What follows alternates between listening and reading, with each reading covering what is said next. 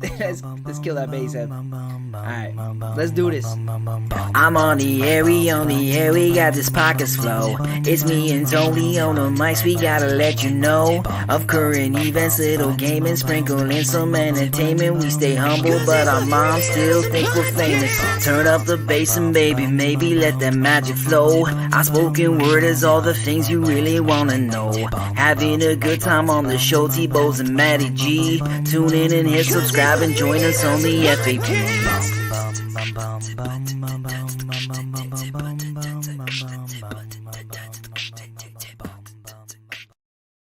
Welcome everyone to the Freaking Awesome Podcast. I am your host, Anthony Bowes. Today we have a very special guest and someone actually we normally don't kind of involve in our show, but given my love of Star Wars, I just could not deny this man coming on the show as well. Of course, today is the first day of our lightsaber giveaway, which has been brought to you by Chris Roden himself, and today we've got Chris from CR Sabers as well as Sean from CR Sabers, so side by side here, and we're going to talk about all things Star Wars, lightsabers, the Force, and hopefully just have a really good nerd out today.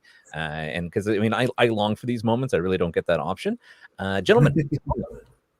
Welcome. Thank you for having us, man. Yeah, thank you. Yeah, no, we're super happy to have you. I hope, and again, I'm really excited because today is our first day of giveaways. We've had a bunch of people jump on and like the item, and I think a few hopefully have at least liked your page because that was one of the stipulations, and they're on the wheel of names. So we will do that towards the end of the show and give people a chance. The hard thing about doing the podcast at this hour is it's kind of right when people are coming home, they're hitting supper, so not all our viewers, of course, can jump on the live show, so they're listening to it after the fact, and they kind of trickle in throughout the show. So for anybody who, of course, who is thinking about or the counter hasn't registered at all, jump in, ask questions if you want. So excellent. And it's really funny because this is what I normally say. Today's show has been brought to you by CR Sabers and Blue Balls Auto Saber Part Shop. And today we are, of course, focusing on CR Sabers because of this wonderful Sith Master Saber that we will be giving away today. Of course, have it all nice and charged up. We'll fire it up a little later.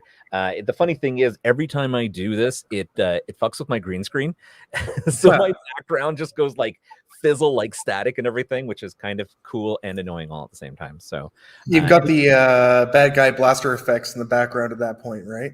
Yeah, that's right. So as long as everything's just like, actually, I should have done a complete movie back here, and I really should have updated it with Star Wars characters, but I don't always get to do that. Yeah. I'll have to get there. In a perfect world, right?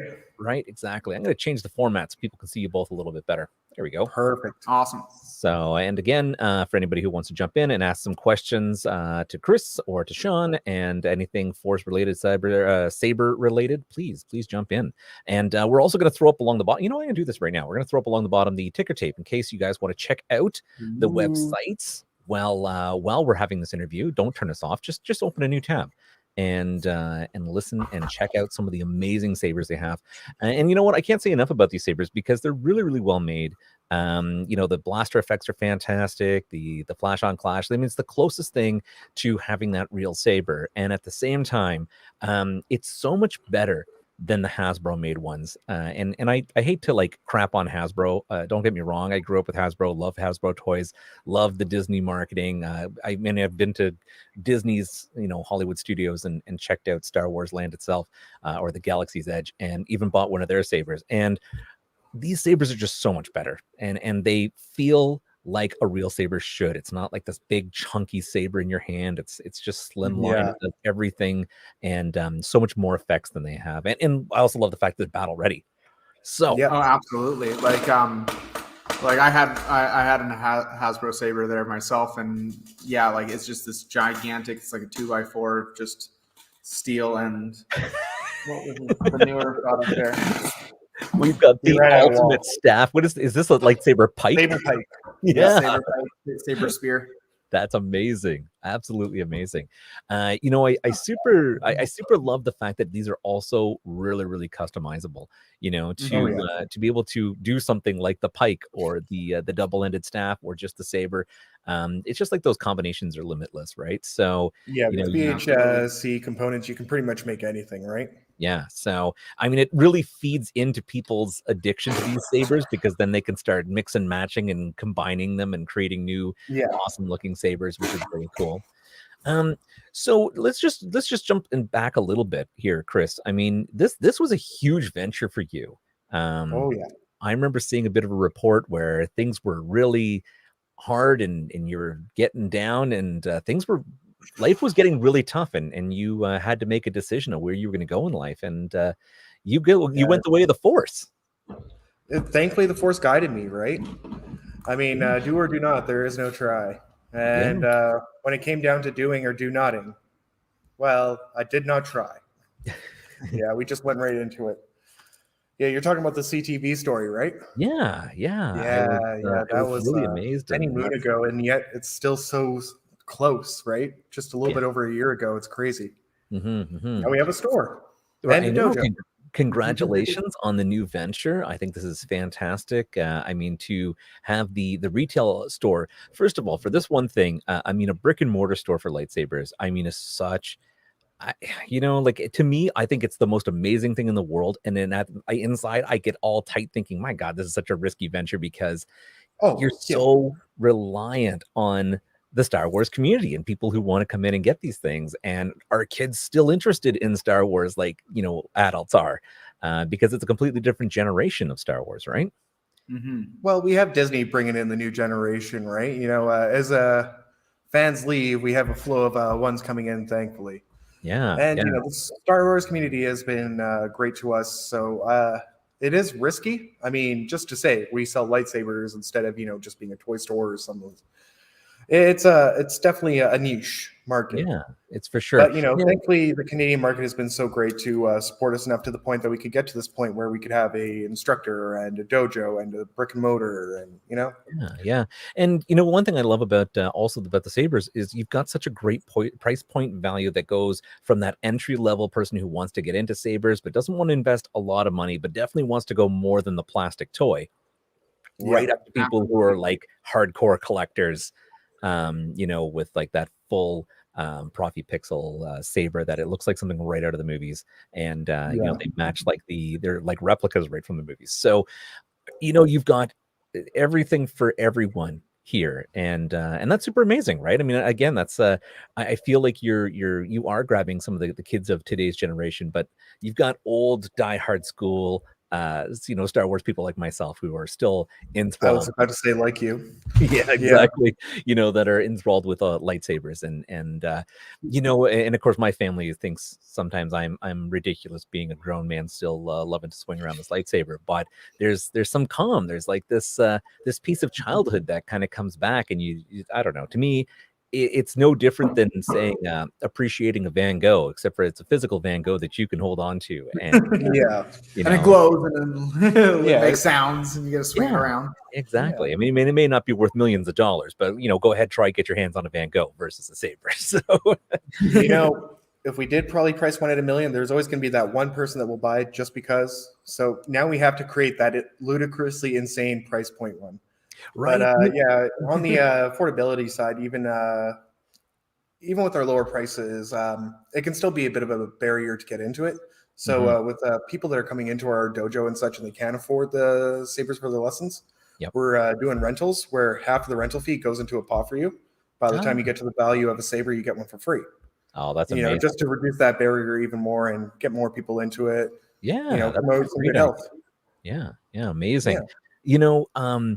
So just speaking of ridiculously expensive ones, it makes me think of the iPhones and celebrities who get those gold diamond encrusted iPhones. They're like $1 million, and I'm just like, are you fucking kidding me? Like, I would much rather have a diamond encrusted lightsaber than an iPhone.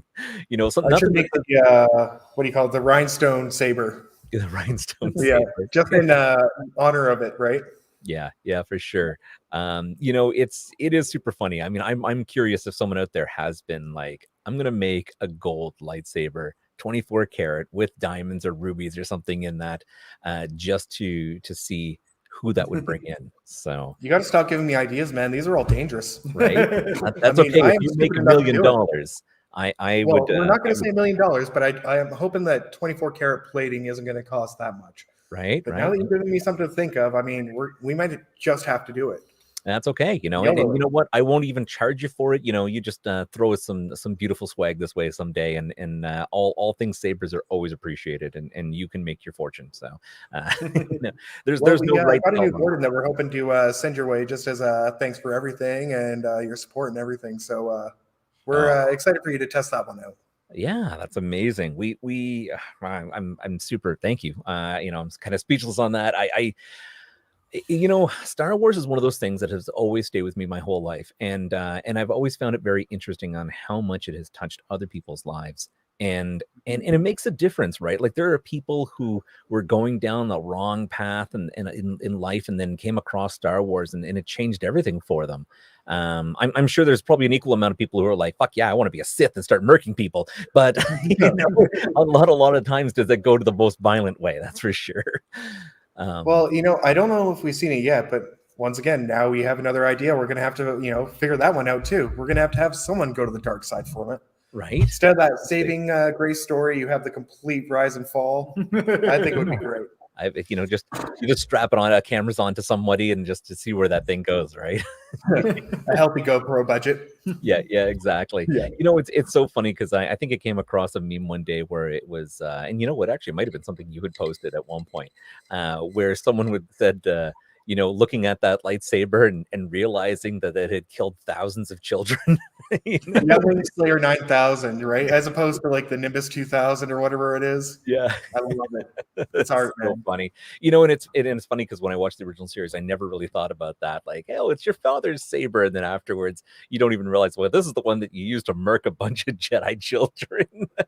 Well, there's the other meme too, where Rey is there with the dagger, and this dagger has done terrible things as she's holding Luke's Graflex and Anakin's Graflex, right? Like, Yeah. I love it. So I have to ask you, now, I won't really pitch my thoughts, and if anybody's watched the show, they kind of know sometimes I piss and moan a little bit about the newer Star Wars. But how did you feel about the newest trilogy? I personally love a lot of things with Star Wars there. I will say that like when you first kind of view it, there's that like initial excitement where you see like some of the action scenes and stuff like that. And then the rewatchability, like you then start noticing more and more flaws. And for me, like that's kind of what happened with me with the newer trilogy is just like unlike the original trilogy or even the prequels there's always that like bit of like I can be excited to watch those movies, but like every time I rewatch like The Last Jedi and The Rise of Skywalker there, I'm like my first viewing is like, oh, crazy. Like, but over time it's like, oh, that doesn't make sense. Oh, like, how does this, how does a dagger, like this ancient Sith dagger, have the exact same measurements that you hold up to the sky that points to a rubble, like something on the Death Star that's lost in the ocean? Yeah, like for me, like that was quite ridiculous there. Like you have to be in the specific spot in this whole planet to make that dagger work with nothing. Like she could be just in the middle of the ocean if she did like got the measurement wrong. Yeah, right. Yeah, Take it here. She could be on a different planet. Who knows? Rose-tinted glasses come off after a while. I mean, I was wowed myself, but I still believe that every Star Wars has their own place, right? Yeah. People hated the prequels before, and now that something new came out, they're going to be hitting that for a while. Yeah. So, I mean, just give it another 10 years before we get another 3 movies, and people start to come around with it. Yeah. But I'm at a solid 5 maybe for the whole. Yeah. I can enjoy it, but. Yep.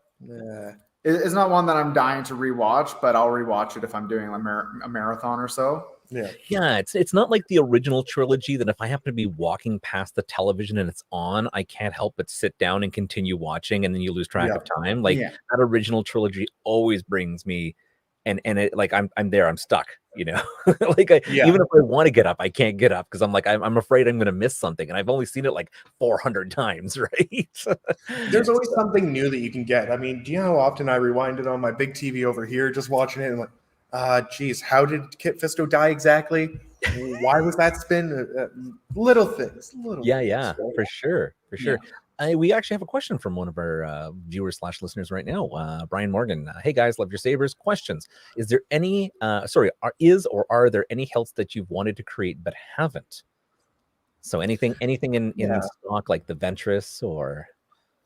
Yeah, so we looked at Ventress before, and we actually designed a Dooku, but our manufacturer said that they were making a Dooku, so they wouldn't make it for us. I was like, okay, well, that's a little unfortunate since we just spent about like 4 or 5 months of our time coordinating with our artists doing this. Yep. And then they're like, yeah, I'll be coming out soon. I'm like, okay. I've been waiting over a year. You're like, I could have had this made by now.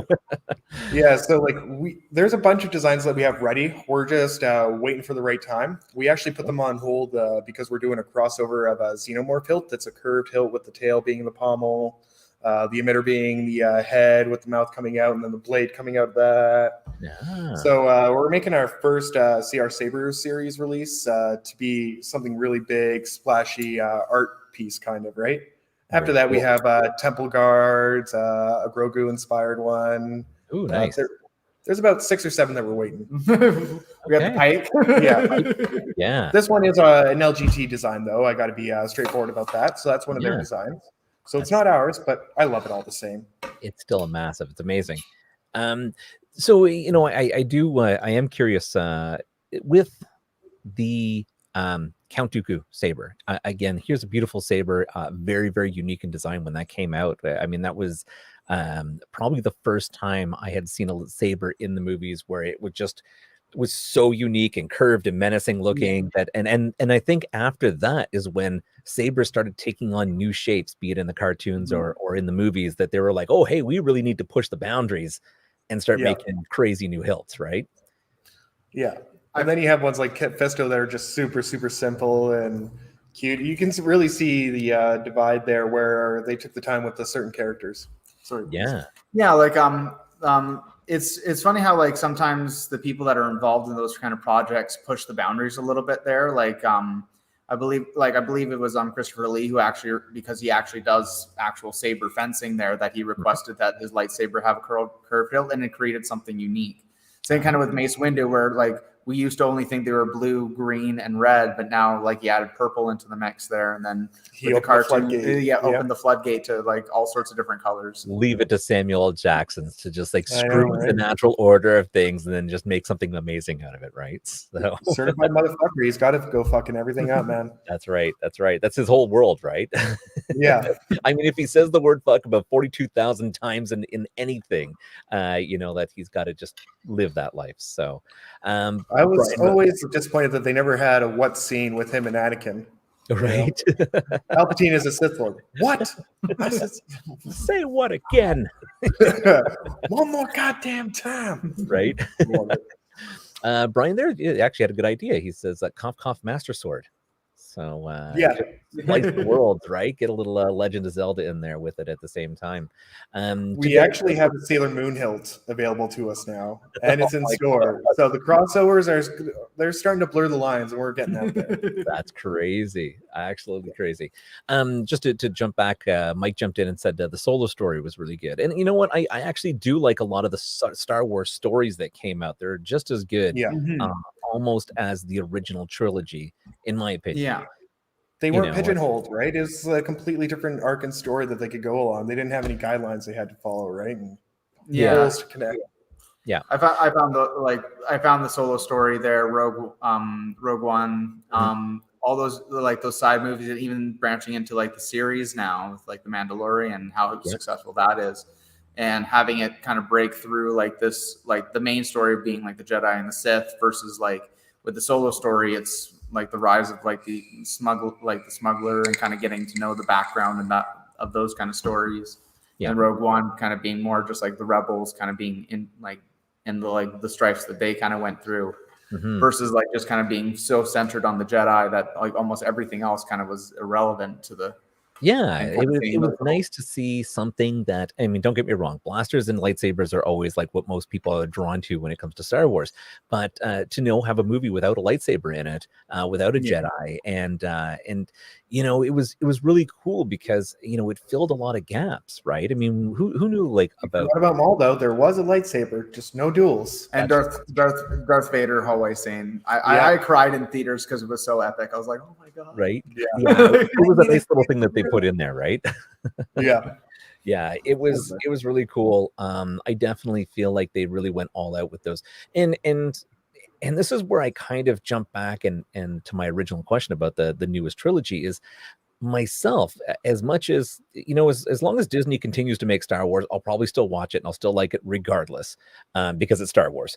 But Yeah. I did find I just didn't I couldn't relate or anything to any of the characters. Like when you look at Luke or you look at like the original Yeah. ones, even when you want to go back to like watch Anakin and how he became Darth Vader, fantastic. We get to know a little bit more of Ben's backstory. But Yeah. when it went into the new ones, I was just kind of like, could have been done by anybody. Unfortunately, they set up like so many different little interesting tidbits that went kind of nowhere. Yeah. Like it was, I think if this, like with Finn, like a stormtrooper kind of going into the rebel side, they could have done a lot of different things where like they kind of see like where he could be criticizing the rebels and like their tactics. That's right. It's like their hit and run tactics there and stuff like that, kind of having like kind of bringing it from like the Empire's perspective in a little way, but they kind of just like, oh, like he's like, oh, I saw them killing a bunch of people, obviously, and I'm out.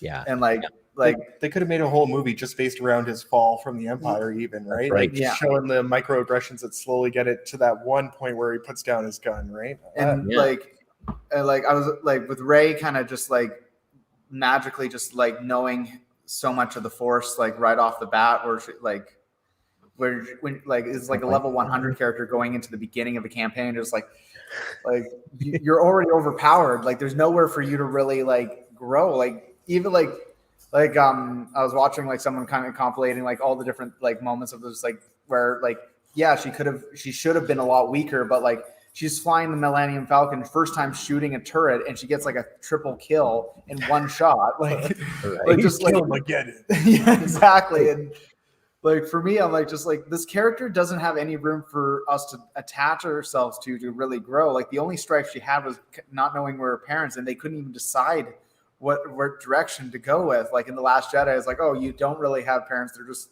bums. I'm like, okay, that's a decent message. Like you don't have to come from like this royalty, and then they're like, no, wait, we got to backtrack on that. You're Palpatine's granddaughter there, and it's right. Like it didn't really. It like there was no real cohesion. Kylo Ren would have been like, I think his story was a little bit dumbed down there, but I thought like really dumbed down. Yeah. Like I like the idea like in Force Awakens, like this younger, just rage-filled kind of person there. Like you would just have these outbursts, and I was like, wow, like that's actually like with a lot of the Sith, like with Darth Vader, he's very composed, but like if you crossed him, you could like he has like the wrath, like he would just like start choking you out there, like just suddenly you like get shocked, but zero tolerance. Kylo had this big shock of just like he just would rage and turn on the lightsaber and start destroying shit. Yeah, which was I was that he wasn't really trained as a Sith. That's why he was more like the Knights of Ren and such, right? Yeah. The thing that I love about the difference between Vader and Anakin is Anakin getting into it. You could see he has no idea how to control his anger, his hate, and so on and so forth. But and then, as you see him as Vader, it's more of a seething anger, right? Yeah, burning behind the curtain. And with the prequels there, it kind of get like you can kind of see like the reasons why like things were kind of poking at him from the Jedi Order. Where like in like Attack of the Clones, like Obi-Wan's like, hey, your idea sucks, like in front of a bunch of people there, and like gets reprimanded like a little kid when he's like 22 or something like that.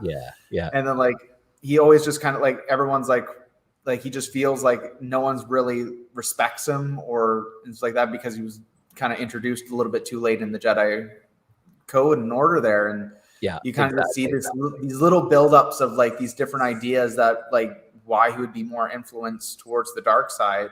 And like when he's like I feel like I'm going to lose Padme, and he goes to Yoda's like, oh, don't fear what you're going to lose, which gives him no solace as a person. He's like great advice, Yoda, but like and he just kind of feels like an outsider in this group.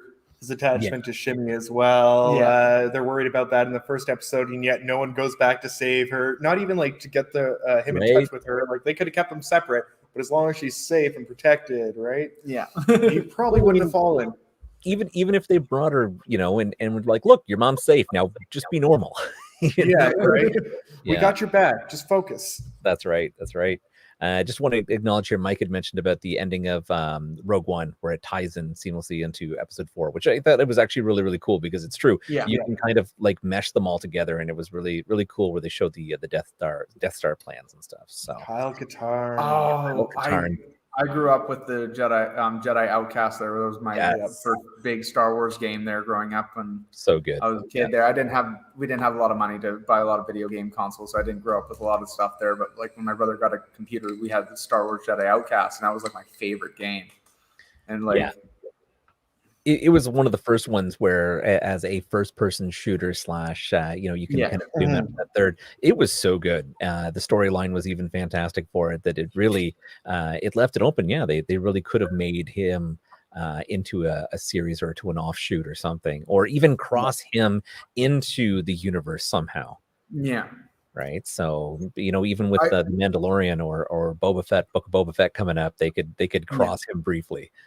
So like the one thing I really like about like what the Mandalorian, and even a little bit of the like I'll give credit to the like the newer trilogy there, is that they've been like, if you've noticed, they've been getting a lot of inspiration from like the video games, like in the Mandalorian season 2 there. They have the Krayt Dragon on Tatooine, and exploring a little bit more of the culture of the Sand People there. In the they like, if you read some of the background information for the Rise of Skywalker, the Sith troopers, each one is named after an old Sith Lord, and some of them are from the video games there. So like, or the comics and the toys they brought back, like the troop transport and stuff like that. The old school toys that were never in the movies. Yeah, he brought them into the cinematic universe. Great stuff. Yeah, I love it. One of the things I really love about the newest series, the Rise of Skywalker and everything, was at least they came back and worked with real actors and Muppetry, and CG was not as crazy as 1, 2, 3. Now, don't get me wrong, it was really cool, and when you're dealing with massive flying cities and everything, like I could see where that CG really kind of popped in, but I didn't believe like when you're looking at the Gundam characters and stuff, they were so CG'd that it just didn't look real. Like I would rather go back to the days of Muppets, because at least that's real texture and fabric and latex, and it actually looks like a real person on the set doing it. So, or a blend of them at least with real world animatronics, with maybe like a layer over top for better facial expressions. I'm not sure, but I totally agree. There's a certain magic of like the 80s and 90s with animatronics and practical effects, right? Yeah, I will say I do love how much they brought that stuff back for like the newer trilogy and the side stories. Like I'm not sure, like in the Solo movie there, I really love looking into like the special effects of movies and stuff like that. And in the train scene, there's this big weird kind of like bubble explosion there in the train scene. It's all practical. It's like that. It's like actually a little firecracker that they lit underwater to create this little bubble, and then they just put it in there. And it's like, so exactly. I love field effects. Yeah. Field effects. Have you seen the guy who basically takes the toys and reenacts certain scenes and then has like the blaster fires and sets up firecrackers to create the still photos and I think they hired him for like the Halo ad back in the day with all the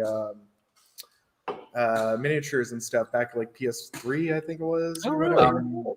I think Halo 3 I think was the game. Yeah, I think it was for Halo 3, one of the campaigns, like one of the advertisements, like all these little miniature figures, all still image of them battling out in this big battle. Yeah, the Master Chief's thing glowing. Yeah, that's cool. That's cool. Speaking of Darth Vader and Kylo Ren and that difference in the anger, have you seen the fan-made film where he's actually pit them against each other? Yeah, I've seen that. I'm lacking. I thought it was really well done. They've used original movie scenes, spliced in a few actors, and so I thought it was really well put together, and kind of gave you an idea of like, oh, who would win? I don't know. I'm still kind of leaning on good old Darth Vader on that one, but I think Darth Vader should. We got to stick with our OG, right? Exactly. No pretenders to the throne. That's Yeah. right. That's right. Yeah. But You know, I always love the fan films there, like some of the creativity that some people had there. Like there's a really great one with for the Knights of the Old Republic there with Revan, like Darth Revan there, and a little bit of a fight scene. The person who plays Revan is like perfect. They had the voice down, like just the mannerisms. amazing. Like they just made it perfect there. There's a great Darth Maul one. There's a guy who's making a fan series based on Darth Vader right after Revenge of the Sith. Okay. And that one is that guy. I think he's gotten like $1 million contract to make like 6 episodes. Oh, Like wow. he got like he couldn't get funding at first, and then just a bunch of private people are just like, hey, we want, like, this is really good. Let's Right. just Shut up and take do my it. money.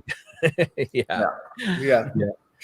I love it. There's I can't remember who did it, or if I'm pretty sure it was a fan made thing, but they were saying how Keanu Reeves would make a fantastic Darth Revan. Yeah. And, Yeah. you I know, could so see if they- that. if they wanted to go that route or something. I'm like, Mhm. yeah, it definitely would have to look, and he could play. I mean, he's not like he's very known for playing dark characters, but Mhm. But, I'm sure he could. well, I pull it. mean, like he's also already in the video game world too, right? For Yeah. you know, Cyberpunk and such. I Yeah. could see the crossover coming the opposite way. Yeah, Mhm. yeah. Yeah, I definitely I pay to see it. That's for sure. So definitely. Yeah. right. All right. So the next question, of course, I have for you guys is, and I know this is a sore spot for many people, but metachlorians. This Leave counts that are off deep the chart. breath. I haven't seen numbers like this since Yoda. right. I think I saw a video of somebody explaining like what midichlorians really kind of mean in terms of like with the Force and the Jedi and all that kind of stuff there, and it made a lot of sense where it doesn't really feel like it's kind of like almost like from Dragon Ball Z where they have like the power levels, it's over 9,000, like this person's stronger and less, like where basically someone was explaining that like the midichlorians just basically give you like it's the potential that you have in the Force, not exactly how powerful you will become in the Force. That's so right. like Yoda is the most powerful Force user, even though Anakin has more potential, he never really reached that potential, and that's why like he doesn't have like a lot of the like more defined force feats that Yoda or Mace Windu would have had. Mm-hmm. Like if you watch like the Clone Wars series there, like he's powerful, but he's not reached like that crazy large potential of like in the midichlorians. So that way, even a weak person that doesn't have a lot of midichlorians and can use the Force could still become strong. It's just whether the door is a little bit more closed or wide open kind of thing. Yeah. I'd just straight lean into it. I mean, let's make a storyline where the Empire is like doing metachlorian transplants or something. Evil. Just like from Jedi Outcast. Oh, yeah. Actually, I forgot about that. Yeah, Yeah. like they're trying to Here I am rehashing things, you know, just nuke it. Yeah. like Hitler breeding the super soldiers and stuff, right? Yeah, right. Like trying to create their own Sith. You know, I do think that I wasn't sure if I liked the fact that they introduced the midichlorians and if it was needed. I mean, I felt like the Force was like, hey, you're Force sensitive, or you're not. The fact that you've got a parasite in your body that you know, kind of, I was just like, okay, I guess you want to get a little biological again. It kind of ruins the magic a little bit, but at the same time, I thought it was interesting. Now, you were mentioning about Yoda being like one of the strongest. I think, and you can correct me if you've heard more, but isn't there like the female Yoda, Yaddle, that was even more powerful than he was? Has anybody ever actually said that? Because I know of Yaddle. I'm very familiar with Yaddle, but where did it ever say that she was stronger? I think there's something in the Star Wars universe, like wikis or something, that had said that she was actually like the strongest or something, with the highest metachlorian count or something like that. I'm not. I would say that kind of contradicts what they said in the prequels, which basically kind of like Yoda, like really implying that Yoda has the highest midichlorian count besides Anakin. But it could be true date that they know. Maybe they didn't know of Yaddle at that point. You know. Oh, no, wait, she's she was on the council. Yeah, she was a fully trained Jedi. So you don't just like pop up in the middle of a movie being like a 1,000-year-old species and then be like, bam, Force. I think she retired like after the events of the first movie there. I think she retired, like, and she became like went back to the home planet there. What do they get paid? What's their retirement plan? Like, how does this work out? You have like no attachment, and how are you going to spend your golden years now, right? I believe if I someone might correct me if I'm wrong. There is that like there's different kind of branches. Like some like basically one of the Jedi Masters there retired and was the librarian there. So like she's not fully like a battle ready Jedi, even though she could definitely like fight if she needed to. But like for the most part, she's more retired, more just kind of in a teaching kind of role and being less of like being on the front lines. And then there's like another branch where basically that's like farmers that basically provide food for the Jedi Temple. Fun fact is Obi-Wan Kenobi failed his Padawan exams and ended up being on one of the farms, and that's where Qui-Gon found him. And he's just like, hey, you look like you got some potential. I'll take you on. He actually failed to get a Jedi Master, and just like, all right, you're now a farmer. He's like, oh. Exactly. Brian Jedi exactly. You're never really out. You're just enslaved to the rest of them. Right. Yeah, that's funny. I just wanted to bring up his other comment here. He had said, who would be the perfect Kyle Katarn if they ever had to create a live action? That is a really good question. That is a really good question. Because I know they've already casted for Ezra Bridger for the new Ezra section of Star Wars. And I think he's going to be crossing over into Ahsoka when that comes out. Yeah. Yeah. But I'm trying to imagine someone as Kyle Katarn, and I'm drawing a blank right now. I would have said like a really young Jonathan. Right? Yeah, like who would it be? Like there's a part of me that's like I'm just trying to like picture like different actors and like different scenes and stuff like that. I'm just trying to picture anybody with a beard. like how good do they look with that beard? What was that guy that Chris Woolsworth or whatever, the guy from Avatar? Oh, yeah. What happened to him? Maybe, yeah. Like maybe I can see his face doing it. I mean, he's got the stubble with all his movies, so just grow it out a little bit more, right? Chris Evans even kind of like a little bit. Like he grew a pretty good beard there and stuff like that. And he can be like a kind of quite a stoic character. Like in Infinity War, he was a lot less like enthusiastic as like Captain America. He was a lot more dumbed down. And it was like kind of reminds me a bit about that. But like, yeah, that's a tough question. I would just imagine him in every shot, then pulling out a helicopter as a Jedi. I use the Force when I got these guns. Yeah, exactly. Oh my God, yeah, that's how many times have I've seen where they're just saying, oh yeah, you got the lightsaber here, just multi-fired blasters, and I'm just like, I don't know. I mean, everything I've seen, if you're good enough with a lightsaber, you can reflect all that. So yeah, but yeah, last. Right. I guess it all depends if you're point blank or not, right? I mean, if you walk into someone and you've got that gun to the back of that Jedi's head, it might be a little bit different than at a distance. So I still wouldn't step. Yeah, right. I don't trust the Jedi. They always have something.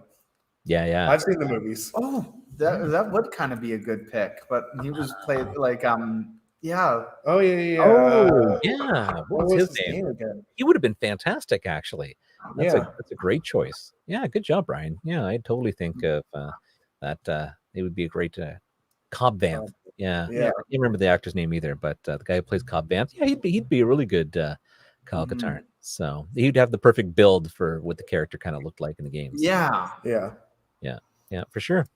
Sure, we're all going to be looking on our phones later. There, just scrolling through all these different actors, like right.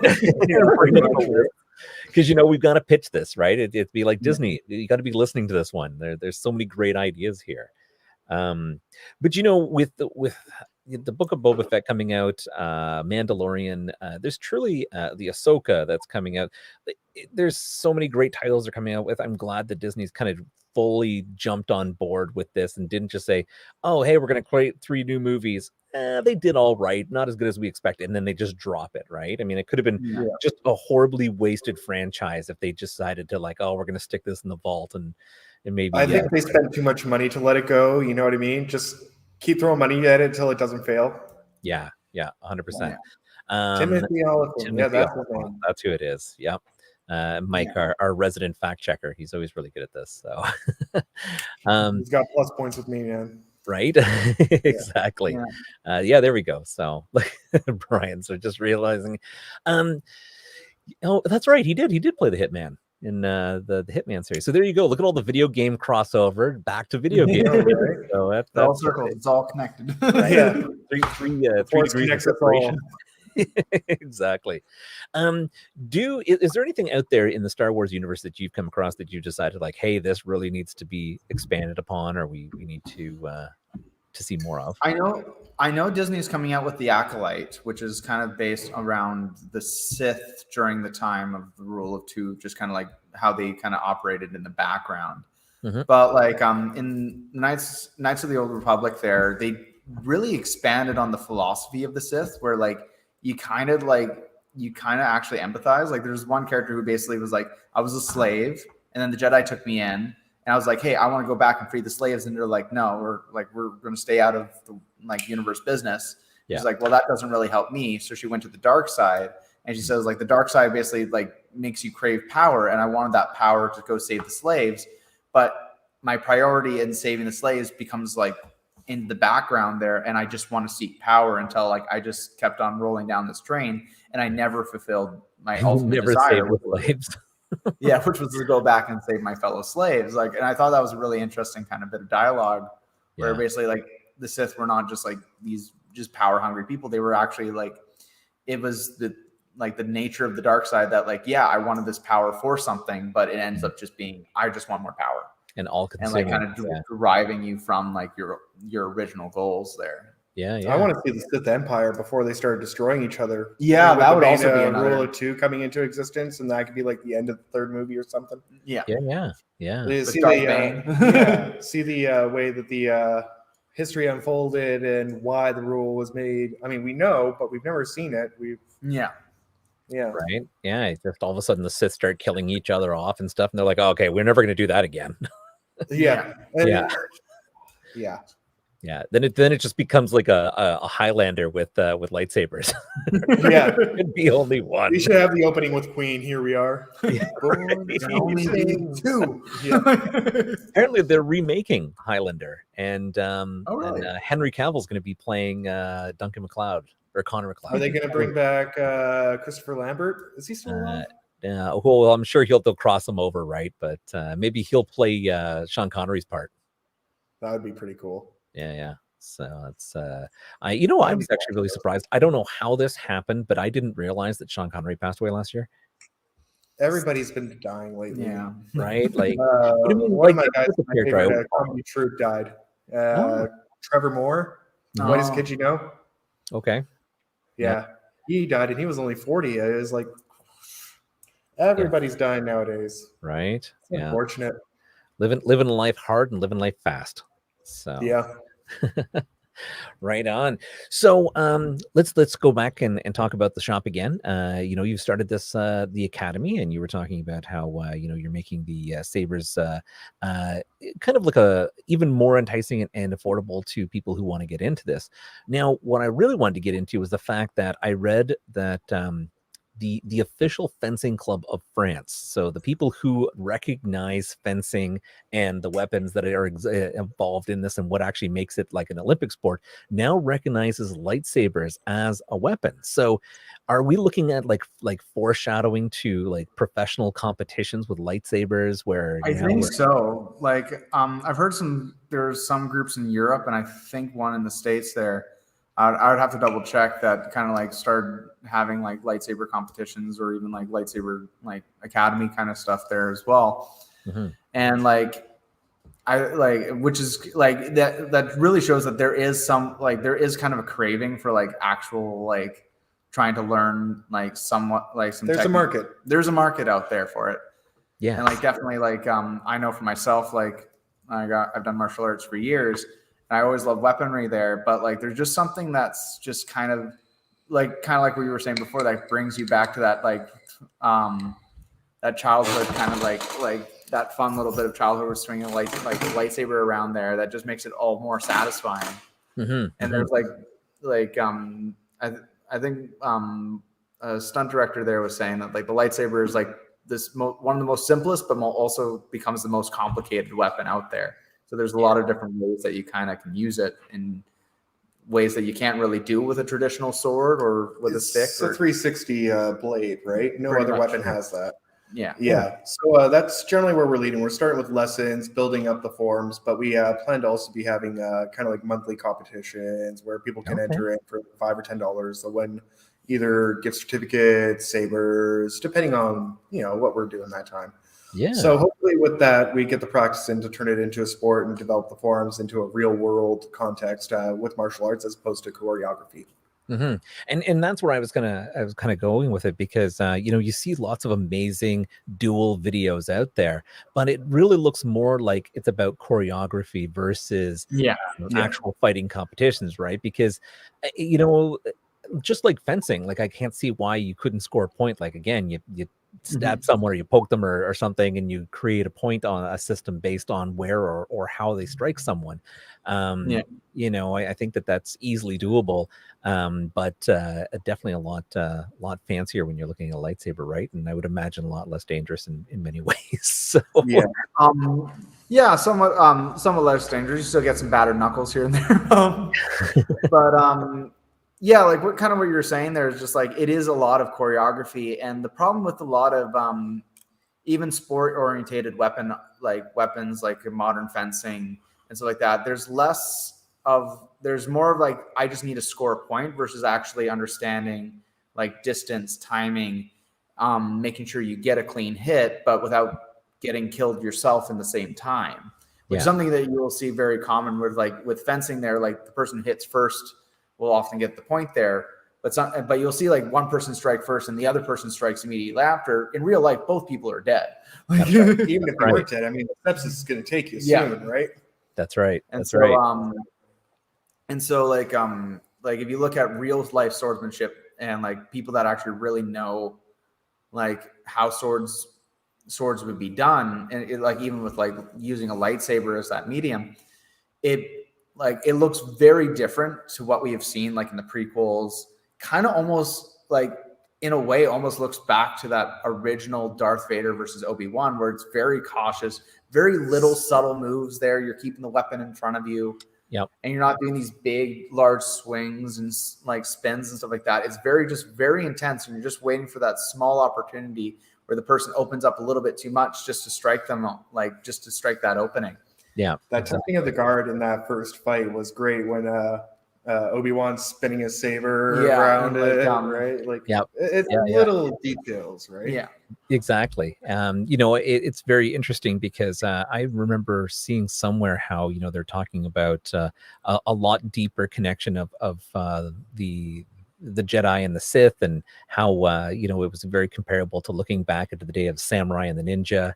And and it's kind of like a full circle when you think about it, because you see a lot of these people, and it is looking so much more martial arts when it comes to these duels, which then of course people are timing into good choreography, but it's funny because you're right, when people are doing these like fantastic motions and stuff, it looks good, but you really can leave yourself open to that. Someone just takes it and stabs you under the arm, right? When you're trying to do a good sword movement, or you're getting really fancy.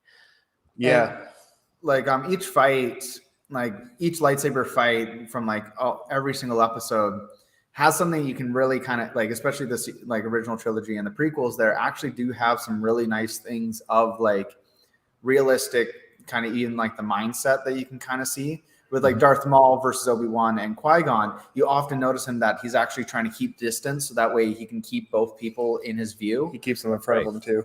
And you'll often see him retreat, then turn around and like kind of go back. His staff is all like when he moves his staff around there, very, very few times does he actually leave.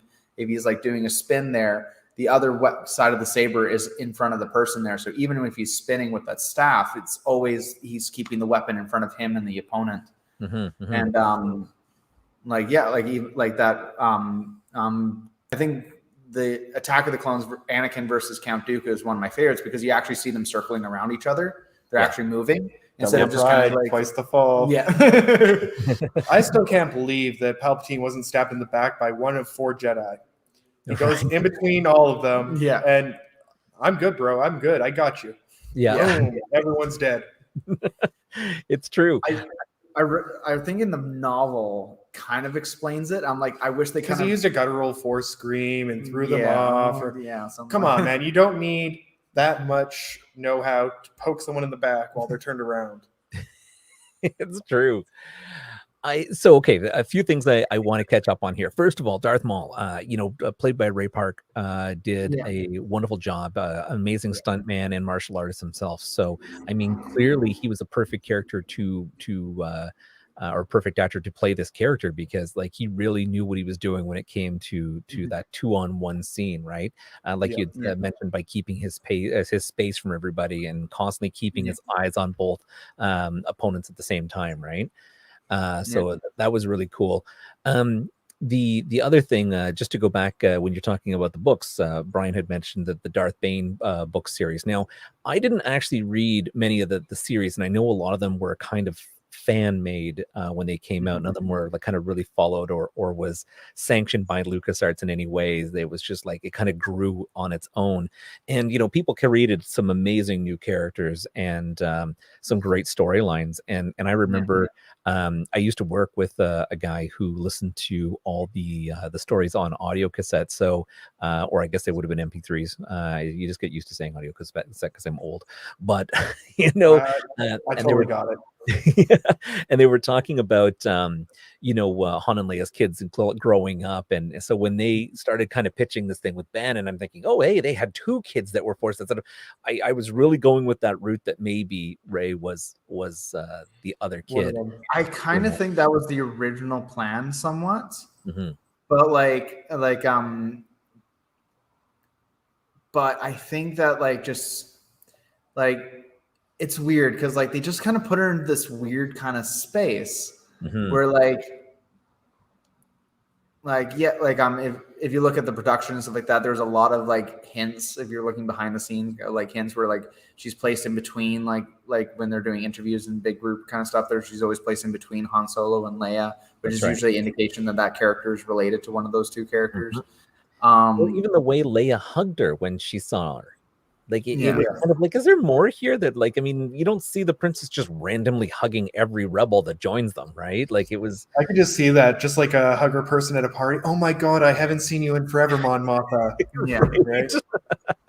So it was really. Akbar, how you doing? Oh. He's like, it's a trap, run. Yeah, right. Yeah. It's a thirst trap, run. That's right.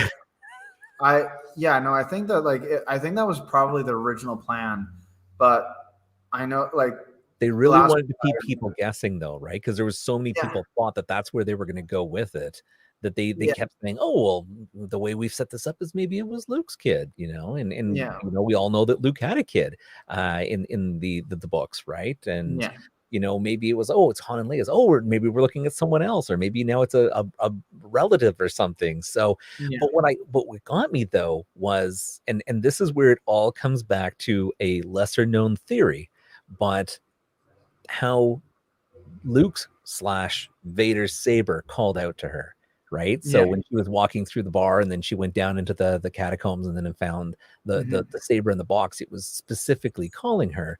Now, this and you may have heard this, you may have not, so you can stop at any point, but they talk about one scene where they're talking about the Darth Plagueis the Wise, and saying, oh, have you heard this, and he could bring people back from the dead. There was a deleted scene where basically they kind of had made it or assumed that actually Anakin potentially could be Sidious's child. Well, a lot of people have been saying that he was force created through Shmi and Palpatine. That's right. Going to Palpatine, who was his kid? Was it a daughter? Was it a son? Did we ever figure that out? I think it was a son. It was a son, I think. But he was not force. It's kind of a weird situation where it's just he was a son. He wasn't force sensitive, and then got married behind Palpatine's back, and then he ended up trying to kill them off, and then that's why they abandoned Rey on a desert planet. Yeah. It just became messy, and unfortunately that makes sense, right? Because if he had a child that wasn't so force sensitive, he'd be probably pretty quick to abandon that kid, right? Yeah. He's all about how do you create a non-force sensitive child, yet you're creating this conception of birth and making them force sensitive. Right? Yeah, there was so many just kind of weird, the sequel, the Disney trilogy is just weird. Yeah. And they had some good ideas. Like they had like little tidbits of great ideas, and that's what I think what a lot of people really grabbed onto. Yeah. But unfortunately they just didn't execute it very well, and it just became like the trilogy became a mess. And a lot of it was spectacle. It wasn't really a lot of like value in there. Like there wasn't a lot of like, I'm trying to put the right word in there, but like it didn't really grab you as much as like any of the other series did. It probably would have been better if they had one writer or one director for the whole vision, right? As opposed to multiple people coming in and Mickey Mouse thing. Yes. Pun intended. Yeah. A little Mickey Mousing. It's true. So, and again, coming back to Disney's ideas, and I think I remember talking to you about this, Chris, at one point, but I mean, Disney's new lightsaber. They just had done this on a big event, kind of the official unveiling.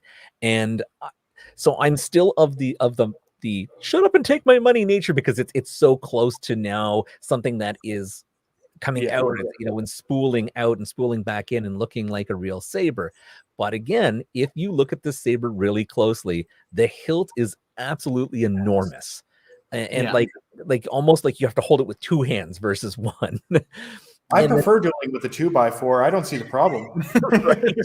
The other thing is when you watch the blade come out, it looks really cool, but when he goes to move it, it looks very loose. Like there's a lot of flex in that blade. And I think it's the measuring tape style, right? That's right, where it hinges two pieces of poly together as it extends, and it wraps around a string of the lights, right?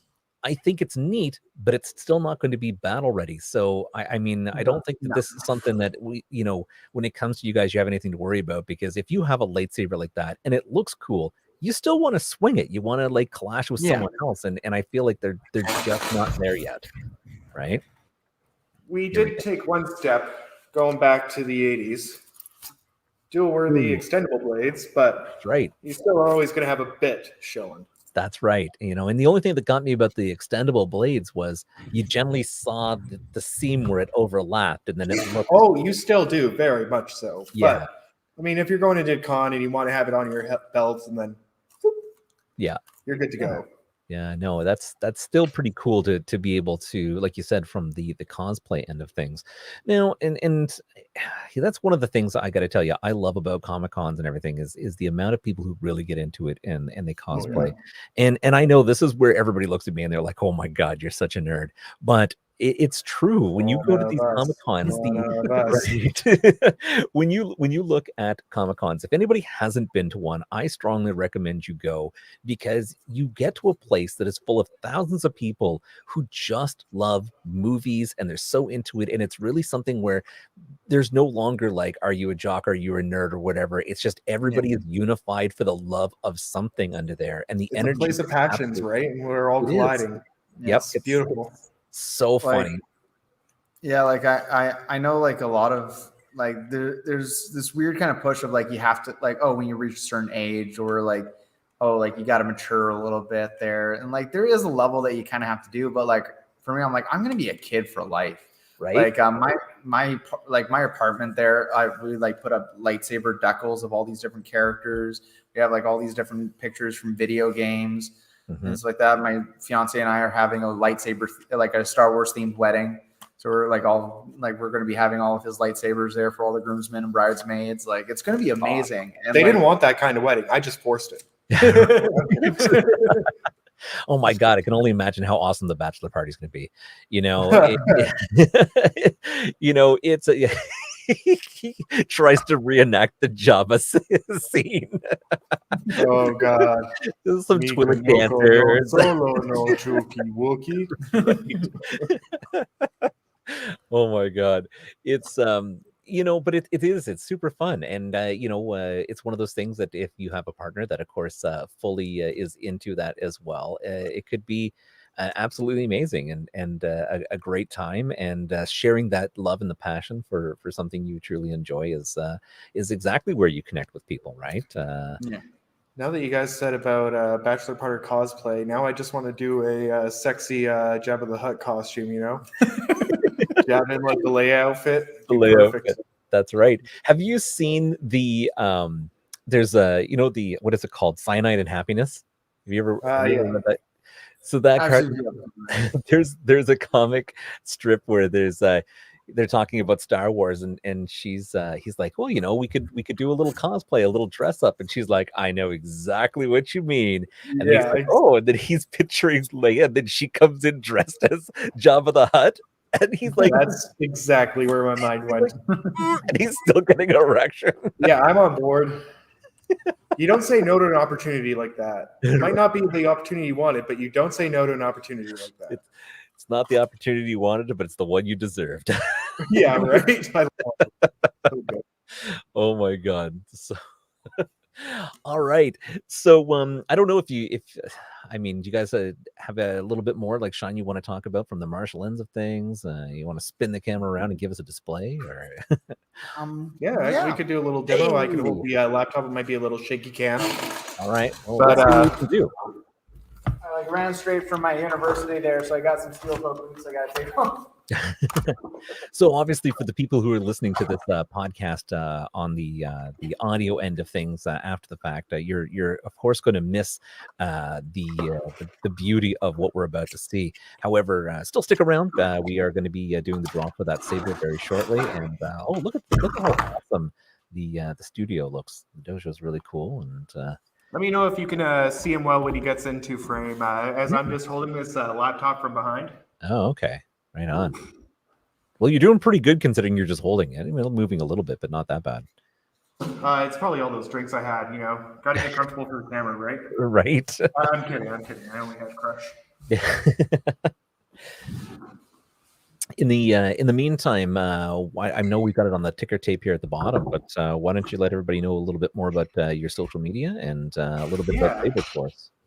So we're at Facebook.com/CR Sabers. We have our revamped site that just launched a couple days ago at www.crsabers.ca.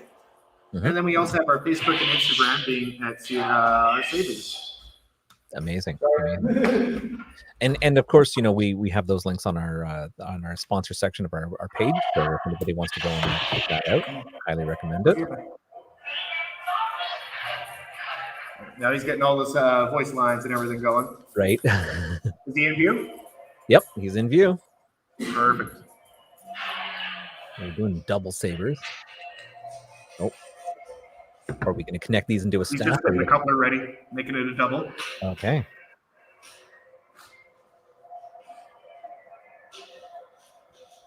All right, guys. So you get to see a little bit of Star Wars action here, and what they do at the Academy, and what you can learn. So if you're in the BC area, I strongly recommend you popping by, checking out the sabers, and learning a few things here from Sean. You see all right? Yep, we're good to go.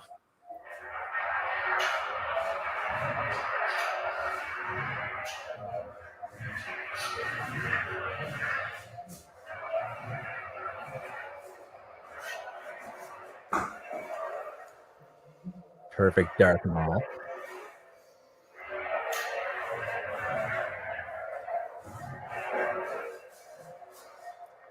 So awesome. That's really, really cool. Amazing. And I again, love watching it every time. right? Just like, so just have come back and practice in the background. He wants to try the spear out.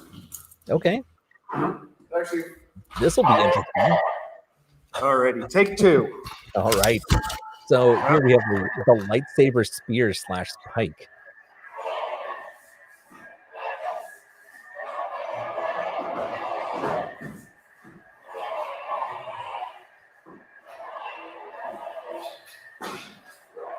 We got to get a shorter blade on that.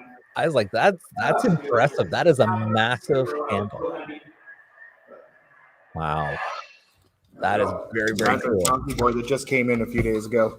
Wow, that is awesome. Like I mean, with the amount of space that you had there, I'm amazed he didn't like smoke the walls. I'd be smashing everything off. It's actually wider than it looks. It's all good.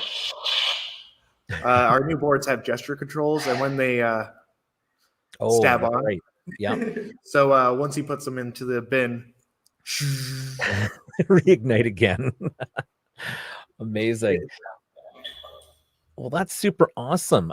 You know what? And I think on that note, as we're kind of rounding out the hour here, I think it'd be a good time for us to again talk about our Sith Master Saber here that we have, and get a winner for that.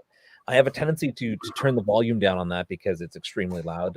But again, to show the impact of this, I am going to turn off the studio lights here while everybody kind of takes a quick peek, and because it totally messes with the green screen regardless, so it's going to look static to begin with. Love it. So the good old red, you know, it's got, again, the smooth swing, which I super like, the blaster effect, and that flash on effect. Yeah. It's the cool. voice lines and music in there as well, I'm pretty sure. That's right. I think it's, if I actually do it right, as well on for voice lines. Yeah. So again, you can change it over to whatever color you want. There's some of the voice effects that you've got, which I super love. You know, I especially love the fact that you have multiple sound fonts as well as multiple colors. So, you know, if you really loved, like, I mean, I super love the Count Dooku sound of the saber. You know, like he's got a very unique sound font that's super cool. But if you still want to like channel that inner Jedi, you know, and you want to change that color, but you want to have that particular hum, I love how that's super interchangeable and everything from it. So yeah, super cool. Of course, we've got that the wheel adapter that's on there. So you can kind of clip it onto your belt. And for the winner of this, I will also include one of the belt clips that was so graciously supplied by Chris as well, so that you can totally rock out with this. I will admit, I have been playing with this saber a lot, and a lot. And one of the things I love about it is, well, you know what? I've kept this in really good condition because I knew that we would be giving it away.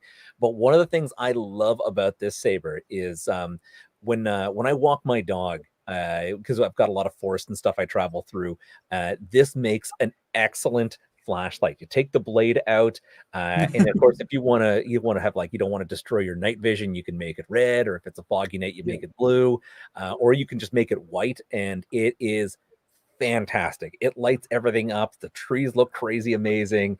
It's probably one of the best flashlights. It like puts Maglite to shame, actually. And it's a multi-purpose light, yeah. And that's our entry-level one too. So our Profi Pixels, well, we are not carrying Profi right now due to the board shortage. We have Xenopixels, but yeah, much brighter as well. Yeah, so it goes up and up from there, and it is super cool. But I think on that note, I know we still have a few people kicking around. If anybody had other questions, you can type those in. But let's share the screen, and we're going to jump over to the wheel of names, and we're going to choose a winner right now. And hopefully we get this out and to the winner before Christmas, because I think it'd make a great Christmas gift idea. Now, the whole purpose, and I'm going to say this while I'm kind of getting over to share our screens, the thing that really got me is we actually had some people from the Star Wars universe lined up, and you know, we were going to have Dominic Pace back in again, and we had a few Jedi and a few Sith lined up and everything. And unfortunately, because when we originally lined this up, it was COVID and people were not busy, everybody was in, and then suddenly actors got to go back and start getting filming again, and then we lost everybody due to filming. So exactly, so it really sucked. However, we definitely have some people that are going to join us next in the new year, including Dominic Pace will be back, of course, who plays Gecko the Bounty Hunter, and he has some amazing stuff coming out, as well as official licensed product that are coming out for his character, which is super awesome. You know, you had an actor who created who was a small kind of like the Boba Fett was in the originals, right? And then he got his cult following now, and people love it, and he's got characters coming out, so super love that. I think that's amazing. So I'm super proud of him and what he's accomplished just by being such a good advocate for Star Wars. So you heard it straight from Anthony first. If he doesn't come on the show, boycott Dominic. Well, you know, so here's what I super love about Dominic. He actually has if you want to send a holiday greeting, you know, a la cameo. Oh, the cameos, yeah. He will do it for free for you. Well, I still want to pay the guy. I mean, his Right. time is worth something to me. Well, but if you know you're running short on cash and it's something that you want to do and you want to get out there, I'm going to just put that in the background for now. If you want to get a wonderful greeting from a fantastic actor who's that part of the Star Wars universe going canon in many ways, this is a great time. Look up Dominic Pace. He's a wonderful person. Again, an advocate for Star Wars through and through. He's a massive Star Wars fan, so he'd be someone who would be wonderful to have as a greeting for your loved one who's into Star Wars. I might have to do one for myself, honestly. It's true. All right, so we're going to jump over here to the big wheel of names, and let me know if you don't see it or if you can see it. We had a few people that followed all the rules. Unfortunately, we had others that didn't follow all the rules, and I hate to be a stickler, but you know what? We have other sabers coming up over the next couple of weeks, so this is the first one. Don't miss your chance to get in maybe on one of the other draws. So in the meantime, let's get this going. My money's on Jason. I meant to say Dave. Dave K, congratulations. You have won this amazing saber. Nice. I know. I love the little fireworks and everything. So I know, right? That is absolutely fantastic. I'm going to remove this so it's just back to us. Congratulations, Dave. This is a wonderful saber. I make sure that I get this out to you as soon as possible. So hopefully you can enjoy it for the Christmas holidays. And again, for anybody who didn't get it this time, don't worry. We've got more sabers coming.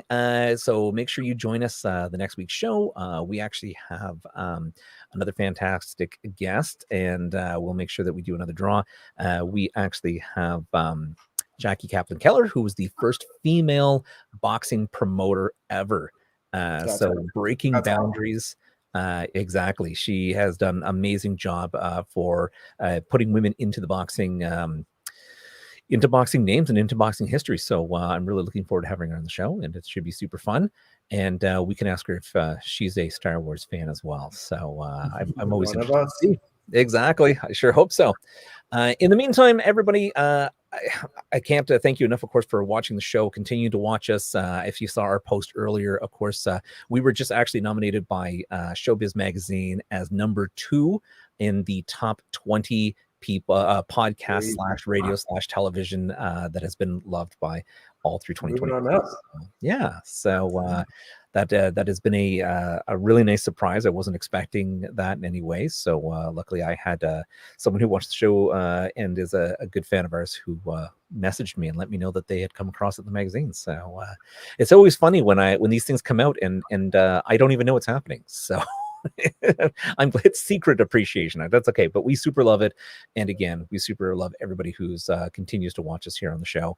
And Chris and Sean, we super appreciate your time and coming on the show, being a sponsor and giving out these amazing sabers to some people. And we look forward to seeing how much happens with you in the new studio. I mean, you got to keep in touch and let us know how things are going. If you've got events, of course, we do have listeners out in the BC area. We'd love to continue posting that up. And I'll always be bugging you probably every other day. That's okay. It's as usual.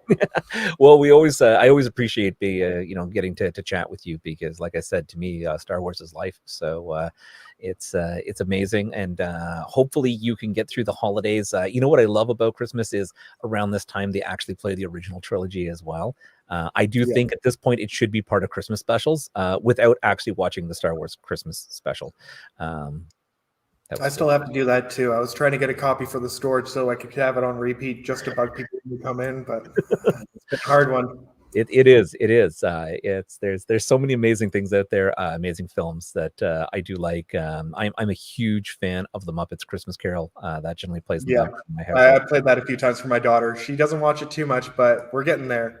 Yeah. You know what? I think that, and this is the problem, right? I mean, not enough people love Muppets. I mean, if people love more Muppets, people would get into Star Wars because there was, the Muppeteers and everything that happened with that as well. So I'm pro Muppet. There needs to be more Muppets. It makes a better generation of children. The Muppet Bill. That's right. Yeah. Well, again, gentlemen, thank you very much for taking some time out of your day, joining us here on the show. Again, I wish you guys the best. I hope to hear more from you. And for all our listeners who are on the road, of course, we'll put a picture of Chris and Sean up on our guest page, as well as jump over to our sponsor section so you can jump over to their website and check out all these amazing sabers. Because if you're ever wanting to get a saber, you're not 100% sure, let me tell you, the quality is amazing, super reliable. I 100% endorse these sabers. They are amazing and super fun. So check them out. Get in and channel your inner Jedi or Sith and have a good time. Thanks for having us, and thanks for making this all a possibility. I really appreciate it, Anthony. Oh, you're most Thanks for welcome. having us on. I love what you guys do. I'm glad that you continue to build up the Star Wars universe and keep the love still flowing of the Force. My heart. You're making me cry, man. Well, thanks again. And again, everybody, make sure you tune in next week. We will be giving away another saber again from our wonderful sponsor, CR Sabers. And make sure that you join us again because, we're running out. Christmas is only not too far away. And we want to make sure someone gets these gifts. Yay! Merry Birthmas. Christmas. Merry Christmas to everyone as it comes along. And again, we'll see everybody soon.